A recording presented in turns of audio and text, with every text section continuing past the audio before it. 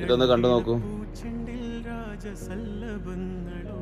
ഉമ്മ മരണപ്പെട്ട് 8ാമത്തെ ആണ്ട് ദിവസം വിശുദ്ധമായ ഖുർആൻ പൂർണ്ണമായിട്ടും ഹൃദ്യസ്ഥമാക്കി, വിശുദ്ധ ഖുർആൻ പൂർണ്ണമായിട്ടും ഹാഫിളായി കയറി വരുന്ന മോൻ ഉമ്മാന്റെ ആണ്ട് പരിപാടിയിലേക്ക് കയറി വരാണ്.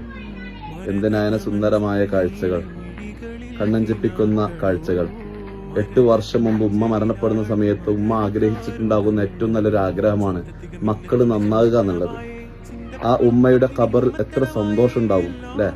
വിശുദ്ധമായ ഖുർആൻ മനഃപ്പാഠമാക്കുന്നവർക്ക് ഒരുപാട് ശ്രേഷ്ഠതകളുണ്ട്. ആ ശ്രേഷ്ഠതകളൊക്കെ കരസ്ഥമാക്കി വിശുദ്ധ ഖുർആൻ പൂർണ്ണമായിട്ടും ഹൃദ്യസ്ഥമാക്കി കയറി വരുന്നത് ആ ഉമ്മന്റെ ആണ്ട് ദിവസത്തില് ആ ഉമ്മ എത്രമാത്രം സന്തോഷിക്കുന്നുണ്ടാകും. മക്കള് നന്നാകുക എന്ന് പറഞ്ഞാൽ ജീവിതത്തിലെ ഏറ്റവും വലിയ ഭാഗ്യമാണ്.